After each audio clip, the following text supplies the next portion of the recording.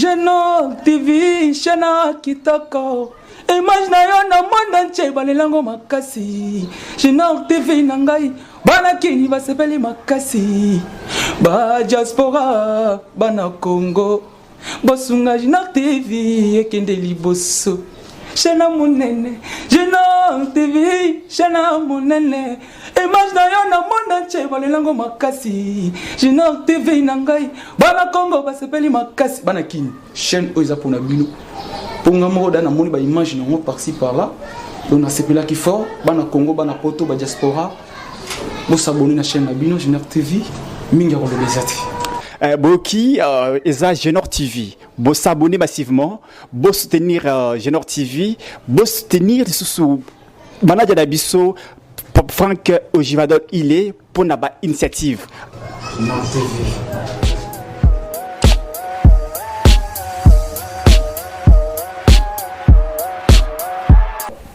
Cacher ça. Chers téléspectateurs de Genor TV, bonjour. Voilà et bienvenue dans ce plateau de Genor TV. Vous nous suivez de partout comme ça. Vous êtes en train de nous suivre comme ça partout dans le monde. Vous êtes dans la capitale, dans toutes nos provinces qui constituent la RDC, soit la République démocratique du Congo. Vous nous suivez en France, vous nous suivez en Amérique, vous nous suivez en Angola, vous êtes au Congo-Brazza, vous êtes au Tchad, au Cameroun et partout ailleurs, en train de suivre comme ça Genor TV, voilà. La présentation est celle de José Mpanda. José Mpanda, je suis le journaliste, voilà. Je vois de l'autre côté de la machine, ou soit de l'autre côté des caméramans, je vois comme ça, Divin Kabeya Wachimanga, c'est lui qui est en train de faire, c'est que vous puissiez nous voir de partout comme ça. Voilà, nous sommes dans ce plateau, je ne serai pas seul, mais je serai quand même accompagné d'un invité de marque, un invité spécial. Il pourra aussi se présenter juste après moi. Bonjour, monsieur. Oui, bonjour, monsieur José. Comment vous vous appelez? Je m'appelle Franck Ojvaldo Ilunga. Je dis merci d'abord à vous qui m'avez invité sur ce plateau pour que nous animions cette émission. Et je salue de prime abord tous les téléspectateurs et même nos auditeurs qui vont nous suivre à travers les différentes radios partenaires. Je salue tout le monde.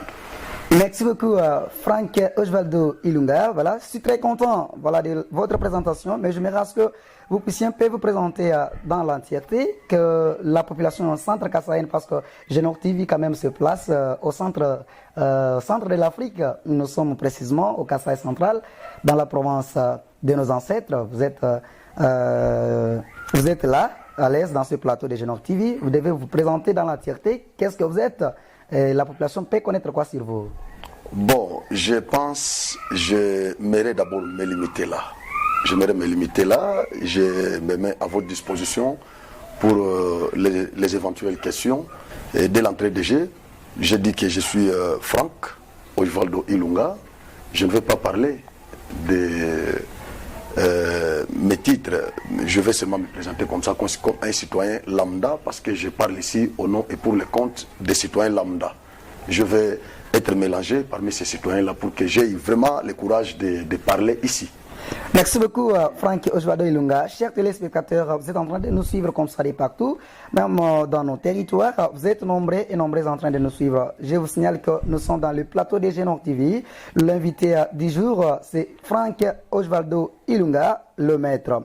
Voilà, nous passons un peu, Franck, à la première question de notre émission qui est intitulée Kananga Tabala. Je me reste que la population centre-kassaïenne puisse comprendre ce que dit Kananga Tabala. Voilà, Kananga Tabala, c'est d'abord un mouvement de révolution. Des révolutions que j'ai créées,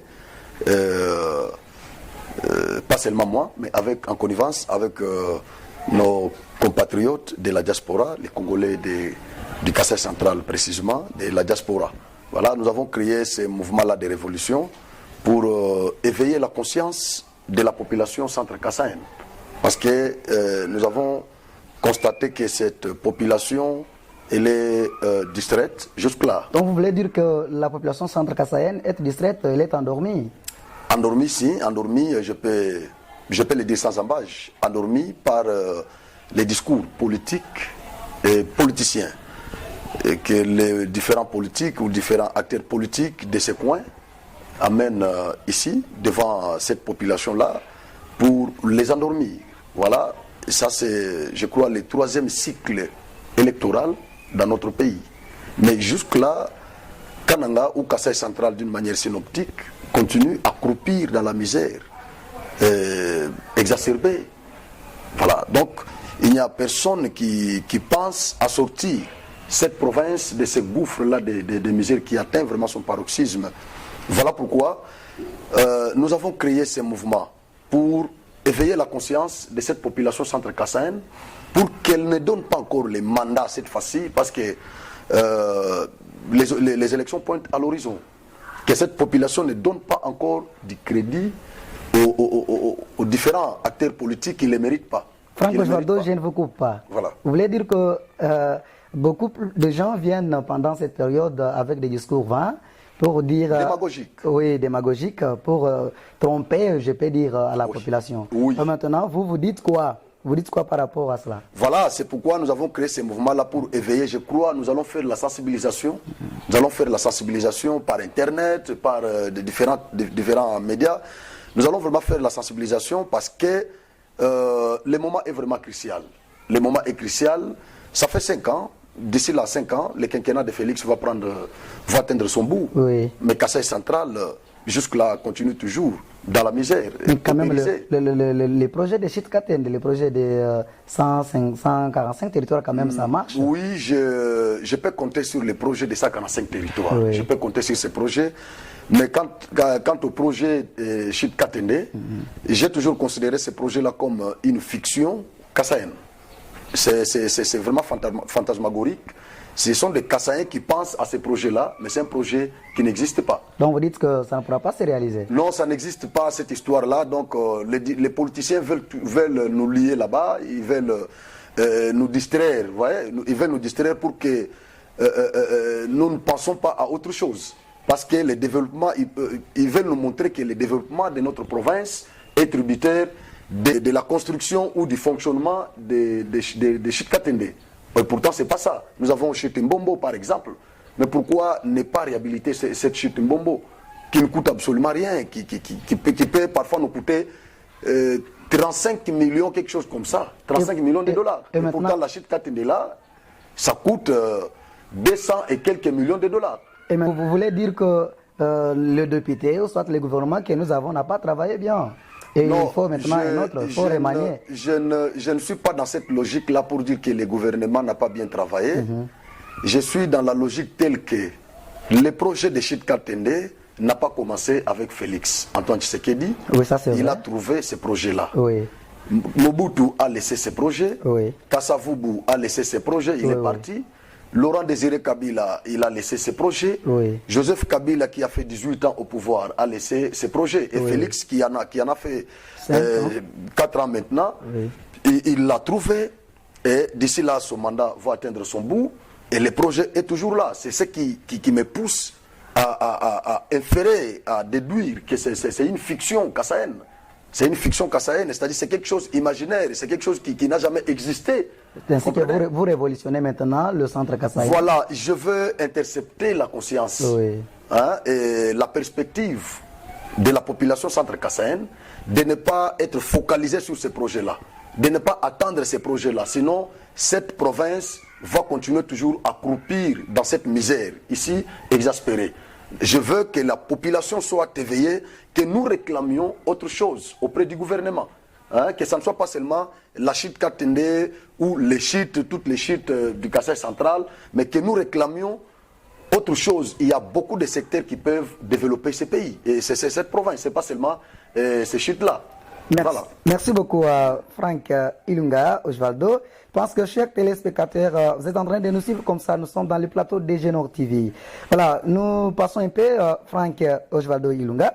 Ça, vous avez dit quand même le pourquoi de la création du mouvement Kananga-Tabala. Voilà. Là, je pense que la population centre-kassaïenne t'a suivi, pas seulement la population centre-kassaïenne, mais partout au monde. Partout au monde. On est en train de vous suivre, comme ça vous êtes en train de parler.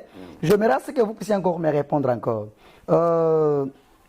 quelle façon, dans quelle façon et quelle manière que vous pouvez encore dire ou soit réveiller beaucoup plus la conscience des centres kassaïens et beaucoup plus la conscience de la population kassaïenne, parce que nous sommes pendant la période des élections.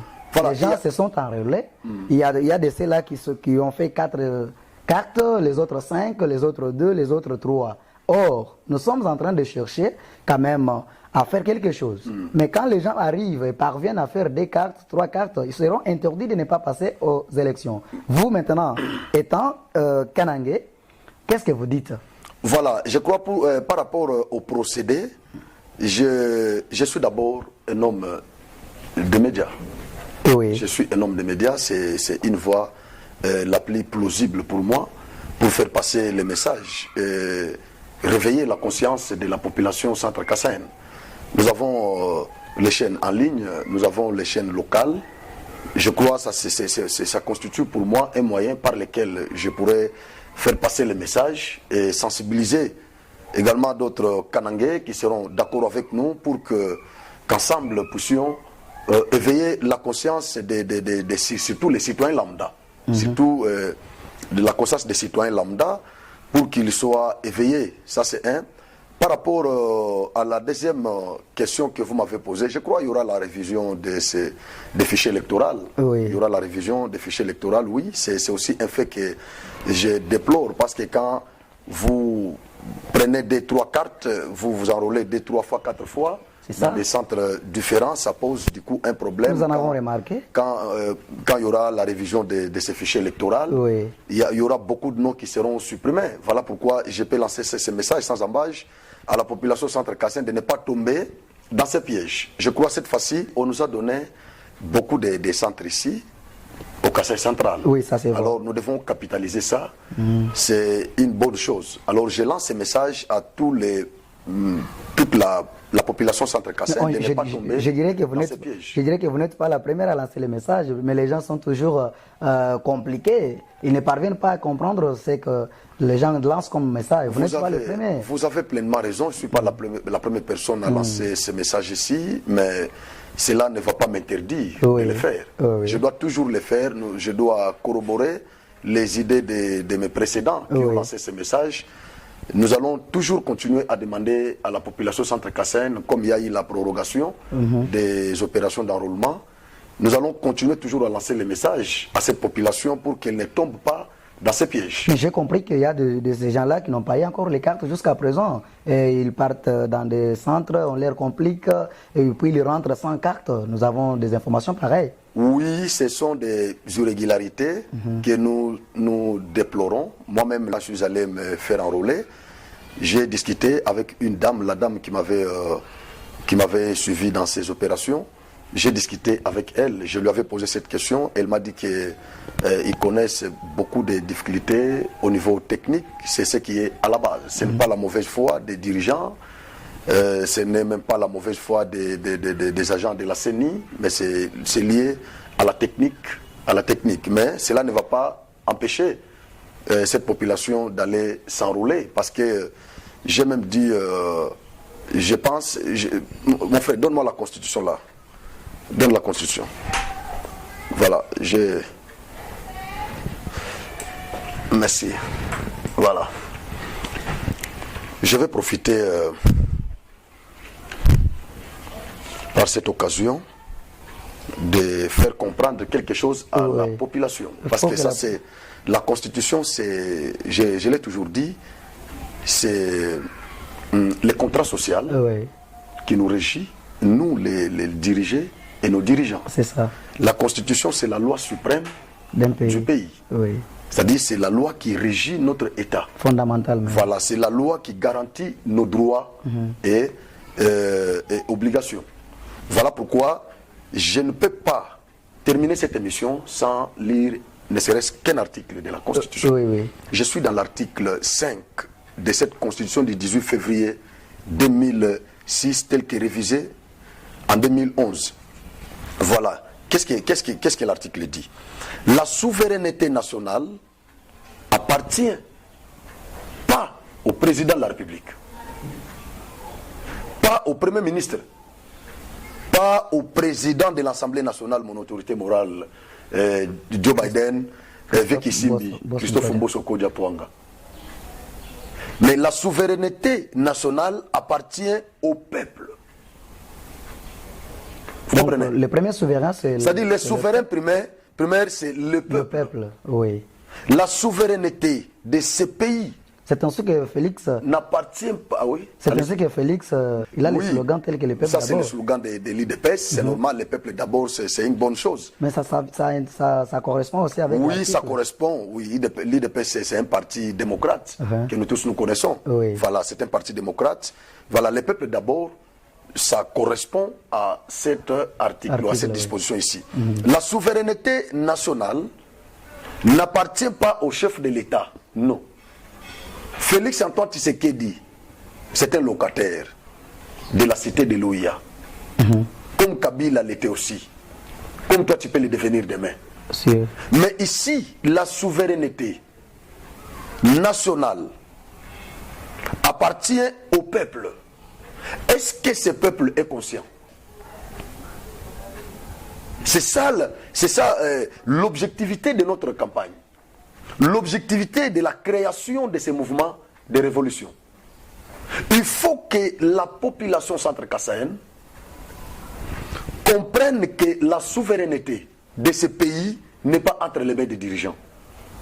C'est entre leurs mains. Et je continue ma lecture. Tout pouvoir émane du peuple. Et vous allez voir maintenant que le peuple sera corrompu. On leur donne des 200 francs, 300 francs, 400 francs. Voilà pourquoi, ils votent les inutiles. Voilà pourquoi je vous lis cet article et je suis en train de le disséquer. Oui. Je suis en train de piloguer là-dessus pour faire comprendre à cette population que c'est elle la détentrice de ces pouvoirs que nous tous nous cherchons. Voilà pourquoi au moment des campagnes, c'est tout le monde qui va descendre vers la population. C'est tout le monde qui va descendre avec les discours vers la population. Et cette population doit être consciente de ce qu'elle est. La population doit comprendre que le pouvoir, tout pouvoir émane du peuple, qui l'exerce directement par voie de référendum. Vous comprenez? Oui. C'est-à-dire, le peuple, nous sommes dans une démocratie participative, en même temps représentative. Je peux dire, nous sommes dans une démocratie représentative, mais en même temps participative. C'est-à-dire, nous avons des représentants. Mais depuis qu'ils sont partis... Mais entre-temps, nous aussi, nous exerçons d'une manière directe les pouvoirs que la Constitution nous donne. Par voie de référendum. Quand nous étions allés voter cette Constitution en 2006, c'était le référendum populaire. C'est à ce moment que le peuple avait exercé son pouvoir. Par voie de référendum, ça c'est premier point. Deuxième point, par voie d'élection. Les élections qui pointent à l'horizon. Maintenant, les élections dont il est question, nous avons les autorités qui ont les mandats nominatifs. Il y en a qui ont les mandats électifs. Par exemple, comme le gouvernement ont les mandats nominatifs, mais les députés et les présidents de la République, les sénateurs ont les mandats électifs. Voilà. Maintenant, les élections, c'est pour voter ceux qui ont les mandats électifs, nos représentants. Merci beaucoup à Franck Ilunga Ojvardo. Je n'ai pas terminé. Oui, terminé votre article. Voilà. Alors, j'étais en train de dire, le pouvoir dans une démocratie est entre les mains du peuple. C'est le peuple qui en est détenteur. Mais aussi longtemps que ce peuple-là ne comprend pas que c'est lui le détenteur de ce pouvoir, que Félix exerce, que Samalou Kone exerce, que les députés exercent, ça pose du coup un problème. Oui. Voilà pourquoi nous avons lancé cette campagne. Nous avons créé ce mouvement. des révolutions pour révolutionner d'abord le peuple centre-kassaïen. Parce que nous avons constaté que ce peuple est endormi par les discours démagogiques, les promesses fallacieuses des acteurs politiques. Voilà pourquoi nous avons choisi cette voie. Donc, le peuple exerce directement les pouvoirs, son pouvoir par voie de référendum ou d'élection et indirectement par ses représentants. Je l'ai dit ici. Oui. C'est-à-dire la démocratie représentative et participative. Oui. Le peuple participe par voie des référendums ou des élections. Ça, c'est voie directe. Oui. Le peuple participe par voie indirecte à travers ses élus. Mais depuis que les élus sont là, le peuple tombe toujours en pleurs. Il ne pleure que du jour les jours. Nous avons élu tant d'autres depuis les élections de 2018 jusqu'à présent. Il n'y a rien qui s'est fait.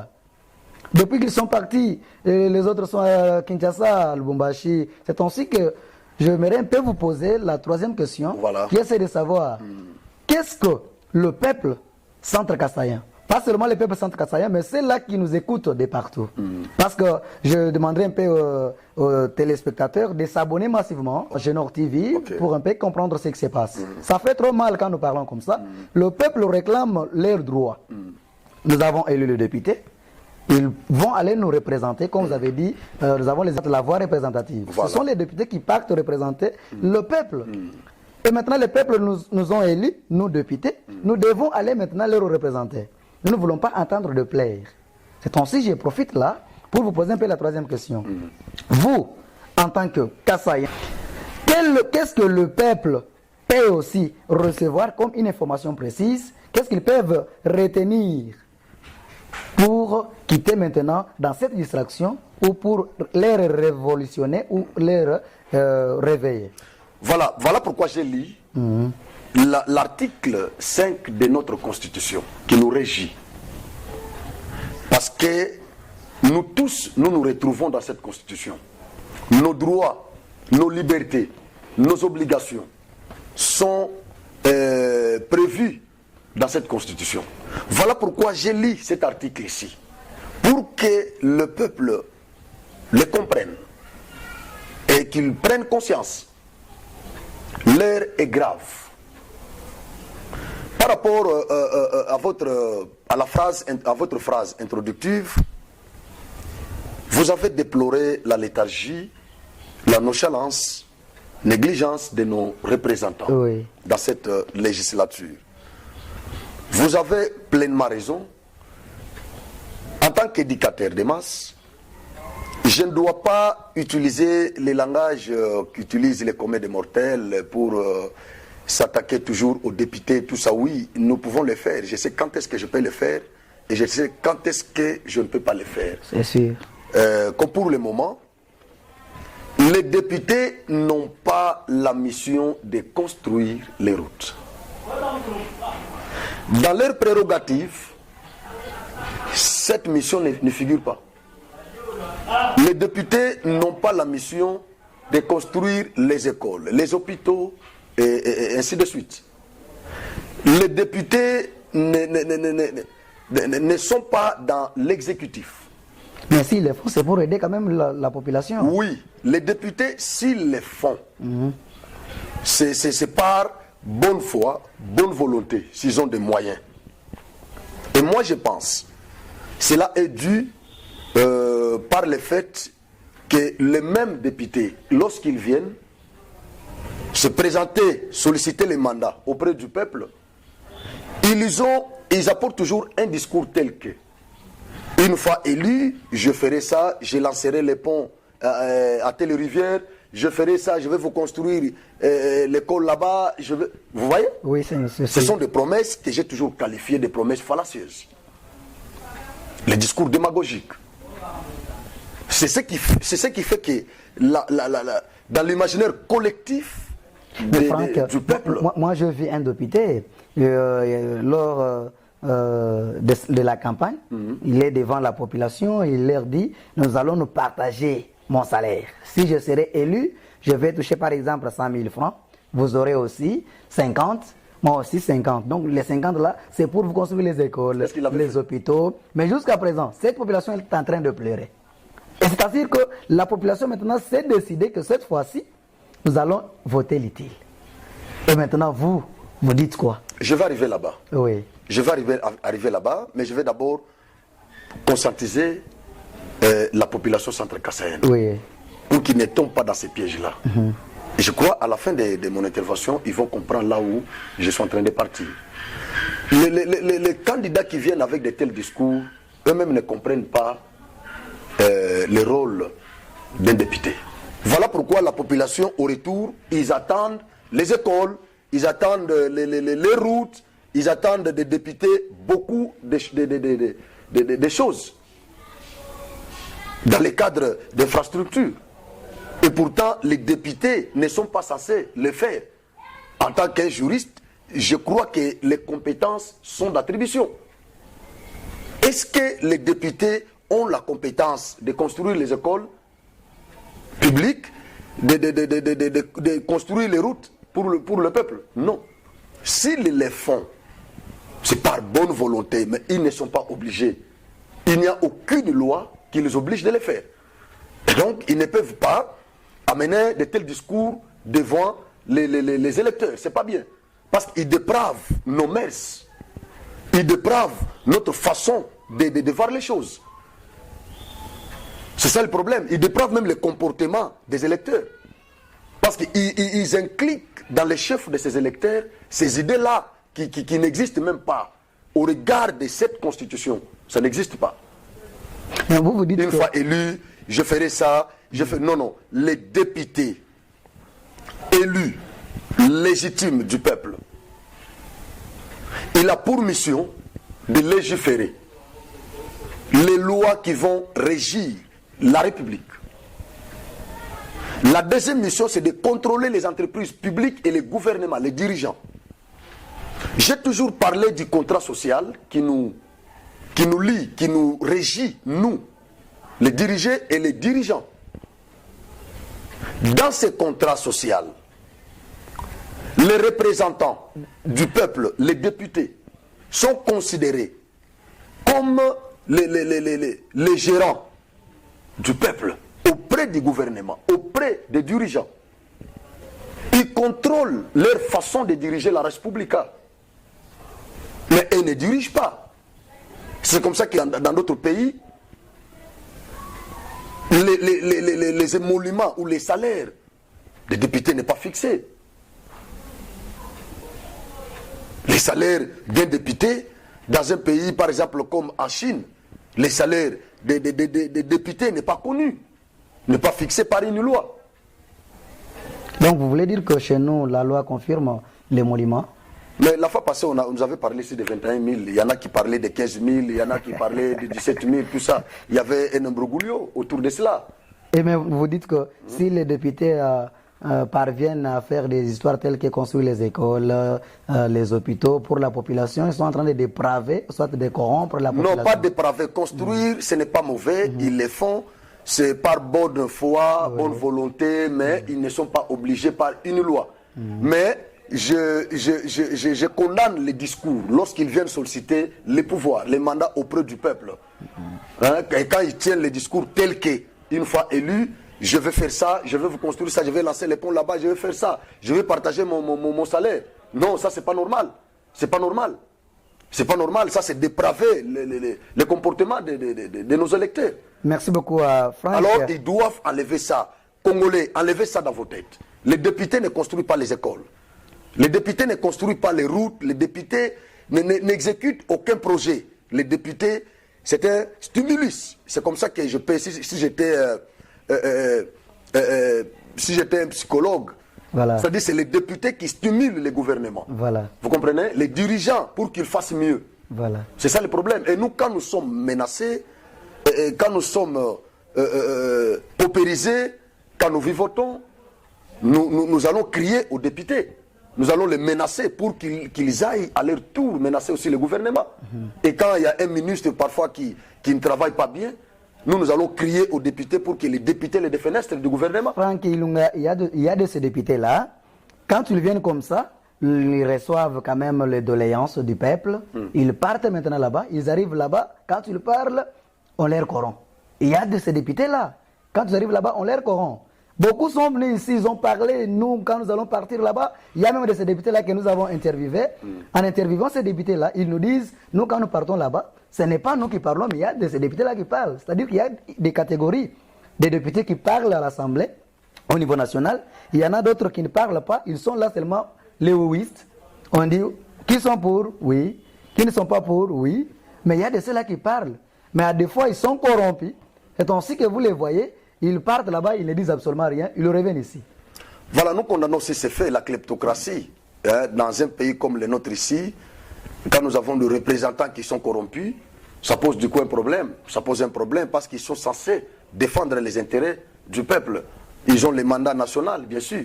Quand ça barde dans l'Est, tous les députés ont les regards convergés vers l'Est. Et quand ça va barder à Kisangani, quand il y avait les atrocités à Inombe, c'est tous les députés qui étaient motivés, vous voyez, parce qu'ils ont les mandats nationaux.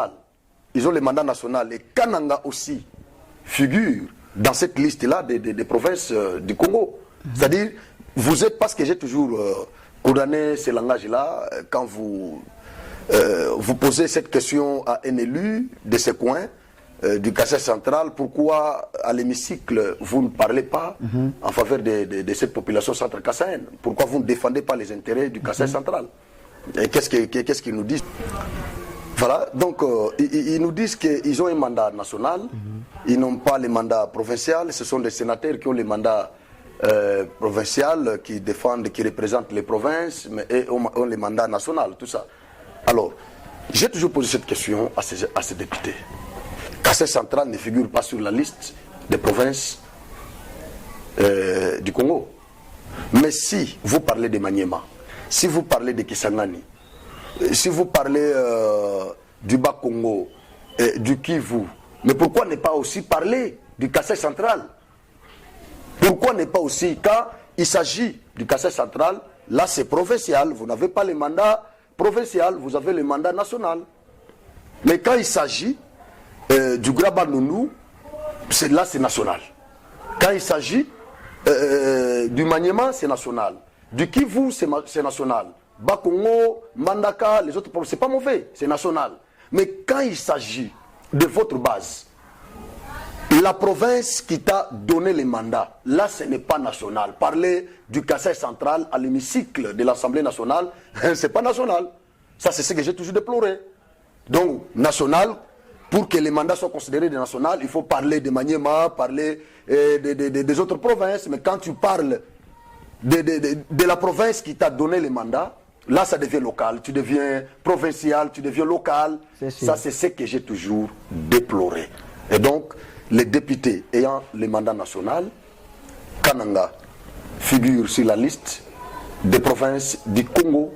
Ils doivent parler aussi de cette province. Moi aussi je déplore ce comportement. Nous avons élu des députés ici en 2018. Je suis allé sous une forte pluie pour aller, et pourtant je n'étais même pas enrôlé ici. J'étais enrôlé à l'Est. Mais quand je suis arrivé ici, au moment des élections, je me suis dit, je dois y aller. Je suis allé là-bas par dérogation. J'ai élu un député ici, avec l'équipe qui m'avait accompagné. Nous avions élu. Mais le député là, d'ailleurs c'est une dame. Je m'étais dit, plusieurs fois nous avions élu les hommes, mais cette fois-ci, je dois quand même donner ma voix. J'ai même motivé mon idée là auprès des amis qui m'accompagnaient. Je leur ai dit, dans cette province, il faut donner quand même les mandats aux femmes. Merci beaucoup. Mais la femme, malheureusement, cette femme a déçu depuis qu'elle est partie là-bas. Je ne l'ai jamais vue, je ne l'entends même pas depuis qu'elle est partie. C'est ça le problème. C'est pour cela que vous avez créé ce mouvement à Kanangataba. Pour révolutionner la population. Merci beaucoup Franck Osvaldo Ilunga. Merci chers téléspectateurs de Génor TV. Je vous demande de s'abonner massivement dans Génor TV pour quand même voir ce qui se passe. Merci beaucoup Franck Osvaldo Ilunga. Merci aussi à toi Divin Kabeya Wachimanga, toi qui tiens un peu la caméra. afin que la population puisse nous voir de partout. Vous êtes en France, vous êtes en Amérique, vous êtes en Angola, en Chine, vous êtes au Congo-Brazzaville, vous êtes à Lubumbashi, vous êtes à Kinshasa. De partout, vous nous suivez, même au Kassa central, dans tous les 5 territoires et voire aussi les 5 communes. Vous êtes en train de nous suivre. Abonnez-vous massivement dans Génor TV. Voilà. Franck Osvaldo, je ne vous laisse pas. Voilà, je suis là. Je suis avec vous comme mon invité. Voilà. Ça, c'est très bien. Vous êtes en train de donner la matière Voilà. aux députés, Voilà. aux gouvernants Mais à la population aussi. et à la population aussi. Merci beaucoup. Et maintenant, vous êtes quand même, vous sortez de quelque part. Vous n'êtes pas orphelin. Vous avez votre père. Voilà. Et votre père, je ne le connais pas moi-même. Vous avez un parti. Ce parti-là. Oh, vous parlez des partis politiques. Oui. Un père politique. Oui. Ok. Votre je père pensais- politique. Ok, ok. Donc, vous êtes dans un parti appelé CRD. Voilà. Que je ne connais même pas moi-même la signification. Et maintenant, quelles sont les raisons adhésives dans ces partis? La CRD veut dire la Convention pour la République et la démocratie. C'est le parti cher au président de l'Assemblée nationale, en l'occurrence Mbosso Diapwanga, Oui. que nous appelons affectueusement Cocody Coco. Nous avons ça Masolo, visionnaire. Hein? Visionnaire. Voilà. Donc, les raisons qui m'ont motivé d'adhérer la CRD, la première des choses, je soutiens les chefs de l'État. Je soutiens les chefs de l'État, j'ai toujours soutenu ses actions. Et quand je vis que le président Mbosso Diapwanga, le président de l'Assemblée nationale, l'autorité morale de la CRD, est parmi les alliés crédibles, honnêtes de Félix Antoine Tshisekedi. Ce que nous sommes devenus aujourd'hui, il y a eu la contribution du président Mbosso. Parce que nous avons les régimes semi-présidentiels. Il y a d'autres choses que les chefs de l'État ne peuvent pas faire, dont seule l'Assemblée nationale peut faire. De différentes lois qui nous régissent, qui nous régissent sont légiférées par cette Assemblée. L'installation d'abord du bureau de la CENI, c'est cette Assemblée. Il y avait les contestations de tous côtés. L'Église catholique, l'Église protestante, les opposants, une frange de la société civile, tout ça. Mais l'Assemblée s'était imposée pour donner aujourd'hui à notre pays cette CENI, avec comme président Kadima, expert en la matière, et faire avancer les choses. Parce que selon la volonté des opposants et leurs alliés, ils ne voulaient pas que les choses puissent avancer comme ils n'étaient pas préparés pour les élections. Ils voulaient que nous fassions des sur place. C'était ça leur volonté. Alors il aurait fallu que nous ayons un président de l'Assemblée comme Christophe Mbosso Diapwanga, qui n'a pas cédé à cette pression de l'opposition et qui nous a donné aujourd'hui ces bureaux de l'Assemblée, bureau de la CENI. Mais quand même, il n'était pas seul. Il n'était pas seul, quand même, il était entouré de ses collègues. Oui, bien sûr, il était entouré de ses collègues. Oui. Mais d'abord, le président c'est lui le patron de l'Assemblée, parce que c'est lui qui décide du classement d'une initiative, d'une proposition de loi ou d'un projet de loi. C'est lui qui décide. Bien sûr. Avec son bureau. Il peut projeter une loi et que les collègues... Non, mais les députés peuvent avoir l'initiative hein, de créer une proposition et de la présenter au bureau de l'Assemblée. Mais si le président et son bureau ne sont pas d'accord, ils vont jeter ça aux oubliettes. Mais ça ne va pas passer. Mais c'est vice-versa. Le président de l'Assemblée et son comité peuvent aussi à leur tour présenter une disposition voilà, devant maintenant les députés collègues. Et les députés aussi rejettent. C'est la plénière qui décide. Oui, c'est la plénière. Oui. C'est la plénière qui décide. Dans l'hémicycle, là, c'est la plénière qui décide. Vraiment. Mais la plénière est motivée par le président de l'Assemblée. Et ce président-là a la majorité dans cette plénière. Et surtout que tous les députés là sont membres de l'Union sacrée. C'est ce que j'ai dit. Le président a la majorité dans cette plénière. Voilà pourquoi ce qu'il veut faire, ces acolytes-là vont toujours les soutenir. C'est ça aussi le problème. Mais il faut que nous ayons d'abord un président animé de bonne volonté, de bonne foi et de courage, comme président Mbosso. Vous voyez, le Congo est menacé. Nous sommes agressés dans la partie est de notre pays. Mais vous avez vu la contribution du président Mbosso. Mais il y a toujours des problèmes à l'Est. Nous sentons qu'il y a toujours des problèmes malgré la contribution, l'implication des différentes autorités. Mais quand même, ça ne va pas toujours. Au départ, je vous ai dit que l'Assemblée nationale où les députés ne sont pas des exécutants. Hein? Ils sont considérés comme les stimulus du gouvernement. Ils sont considérés comme ça. Ils prennent, ils font quoi? Ils contrôlent le gouvernement, ils stimulent le gouvernement et les entreprises publiques, et ils légifèrent. C'est ça. Mbosso ne peut pas descendre dans les champs d'honneur pour aller se battre. Non. Il est député national élu du peuple. Vous comprenez? Il gère la deuxième institution de la République. Il est motivé derrière les chefs de l'État. Il soutient les chefs de l'État. Là, c'est comme si vous êtes en train maintenant d'appuyer. Mais moi, je vous aurais demandé les pourquoi dans l'adhésion. Les raisons qui m'ont poussé, qui m'ont poussé d'adhérer à ces partis. Oui. Parce que j'ai vu d'abord la tête de ces partis-là, comment ils se battent pour la République. De par le nom même du parti, Convention pour la République et la démocratie. C'est-à-dire, nous sommes convenus, nous là, les camarades de la CRD, nous sommes convenus, et le peuple congolais, pour travailler uniquement pour la République. Ce n'est pas pour autre chose. Vous comprenez ce que ça veut dire? Oui, c'est-à-dire, nous sommes déterminés pour travailler pour la République et promouvoir les principes démocratiques. Franck Ilunga, en politique, il y a un principe tel que il n'y a rien pour rien.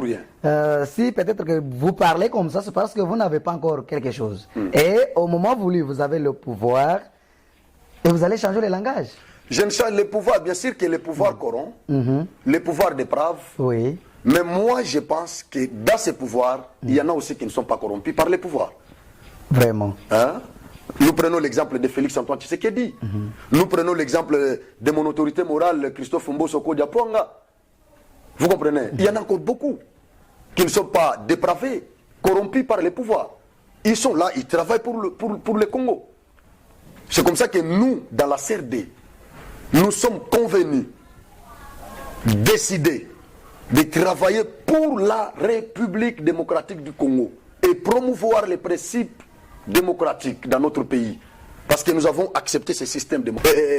Décide de promouvoir les principes démocratiques dans ce pays. Ce sont des éléments qui m'ont motivé d'adhérer à ce parti. Vous ne serez pas le premier. Je pense encore une autre chose. Oui, vous ne un autre élément. Oui, un autre. Le président Mbosso Kodiapwanga, il avait fait une déclaration ici, pas plus tard que le mois de... je crois le mois de décembre de l'année passée. Décembre ou novembre, comme ça. Il avait fait une déclaration ici qui avait défrayé la chronique. Ça avait fait couler beaucoup d'encre et de salive dans ce pays. Quand il avait dénoncé la traîtrise des députés, des élus, qui ont la même mise dans ces atrocités de l'Est. Il leur avait demandé de quitter les groupes armés. Quittez les groupes armés. Ne venez pas m'embrouiller ici. Mais je vous demande de quitter les groupes armés. Et ces députés-là étaient devant lui. Il entourait comme ça. Mais il a bravé la peur. Il a réuni le courage. Ce que les autres, ce que Mabounda n'a pas pu dire. Ce que les précédents de mon autorité morale n'ont pas pu dire. Mais lui l'a déclaré sans embâche, tout haut. Il a demandé à ses élus. Il y a des hommes forts là-bas, comme ce député ici qui est déféré à justice. Ce député ici, le rwandophone là. Vous voyez, il y a des hommes forts dans cet hémicycle. Ne jouez pas. Qui sont soutenus par les Rwandais. Mais quand il en avait dit, les Congolais avaient pensé que c'était de la blague. Il y a eu même les consortiums des mouvements citoyens qui avaient amené, qui voulaient déférer les présidents Mbosoko Diapwanga en justice, qui avait saisi les procureurs près la Cour de cassation pour qu'il ouvre les procès contre le président Christophe Mbosoko Diapwanga. Oui. Voyez, mais je les avais attaqués farouchement dans une émission. Ils n'avaient pas compris ce qu'ils disaient. Mbosso n'a fait que dénoncer. Et il aurait fallu qu'il y ait des preuves. Mais il y avait déjà des soupçons qu'il y a des députés qui sont derrière ces groupes armés. Mais avant de parler, quand même, vous devez, on nous dit, avant de parler, vous allez d'abord tourner la langue cette fois. Mais comment lui a dénoncé? Non, mais si, n'avait pas encore de précision. Non, José, mais si vous êtes crédible, si vous êtes honnête, vraiment, si vous êtes honnête, vous allez quand même dire merci à mon président. Il a dénoncé. Et aujourd'hui, nous avons un député rwandophone qui a une entreprise à l'Est, une entreprise minière qui produit beaucoup de minéraux et qui les amène au Rwanda. Vous comprenez? Et subventionné même par le gouvernement rwandais. Et les messieurs, on a trouvé les effets militaires dans ces deux résidences, de Kinshasa et de l'Est. Le monsieur est déféré devant les juges naturels, la cour militaire. Vous comprenez? Il est là-bas. Il est poursuivi pour complicité, trahison et détention illicite des effets militaires. Mais Christophe Mbosoko Diapwanga en avait déjà dénoncé. Et aujourd'hui, on arrête un député élu du peuple. Un friqué, ce papa-là, il est bourré d'argent, avec les effets militaires dans ses résidences de l'Est et d'ici. Entre-temps, il a une entreprise minière à l'Est. Est-ce que vous comprenez? Et il n'est pas seul. Ce papa a toute une liste.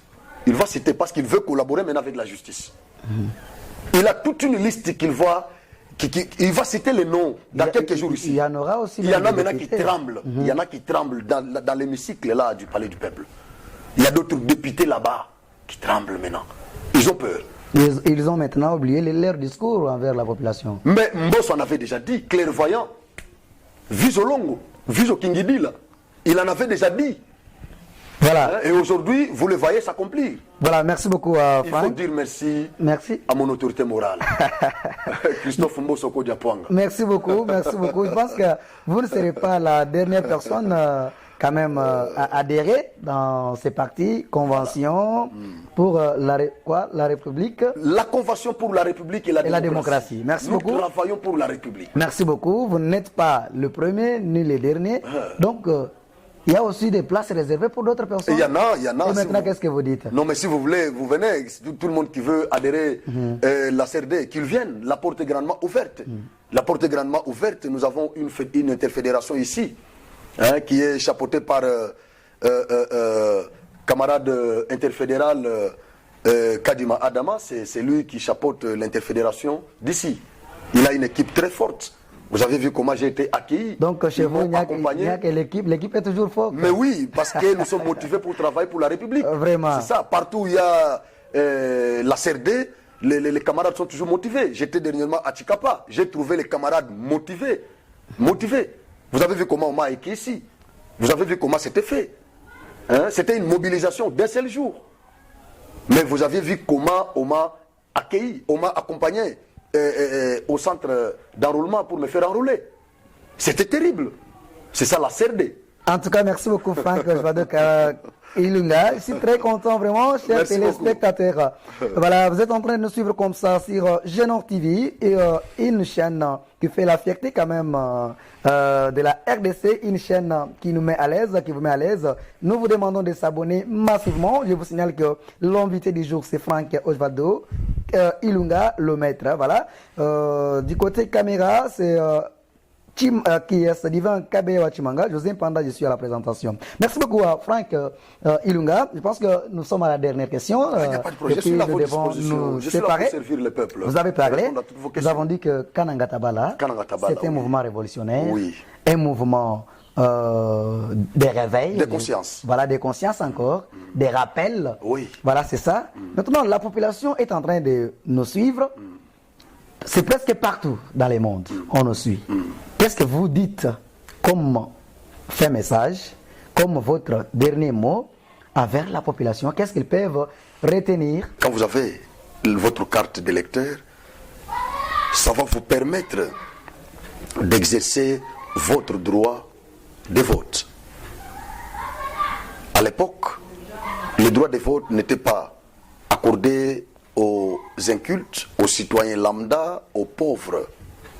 Ce droit n'était réservé qu'aux riches, qu'aux intellectuels, les gens civilisés, les immatriculés.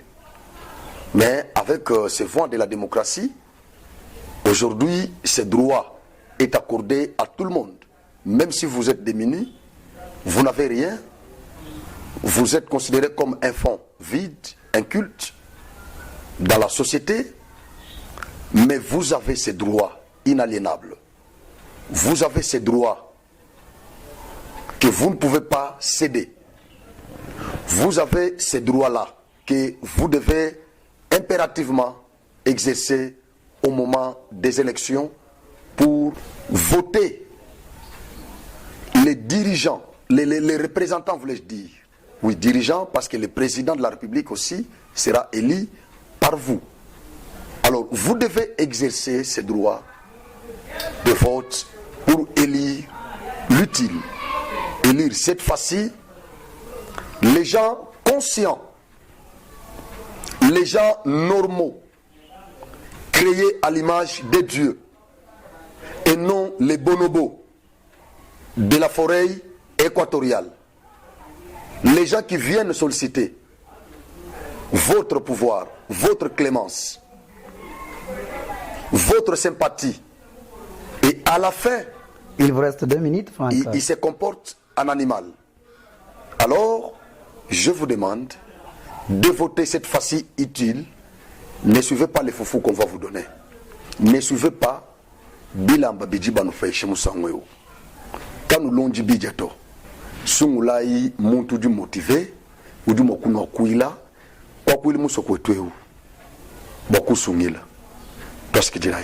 Merci beaucoup Franck Osvaldo Ilunga. Je suis très content. Je pense que nous sommes à la fin de notre émission qui a été intitulée Kananga Tabala. Kananga Tabala est un mouvement qui a été créé par Ilunga Osvaldo. Voilà, je pense que nous sommes déjà à la fin. Je vous signale que la prise d'image était l'œuvre de Divin Kabeya. José Mpanda était à la présentation. Abonnez-vous massivement dans Genor TV, de partout vous nous captez et ça sera du bien. Et pour l'instant, Franck Ilunga, nous vous disons merci. C'est à moi de vous remercier, messieurs les journalistes, José Mpanda. Merci beaucoup à vous tous, chers téléspectateurs qui étaient beaucoup plus abonnés sur Genor TV. Nous vous disons merci et à nous revoir prochainement si Dieu le veut. Genor TV, Shana Kitoko.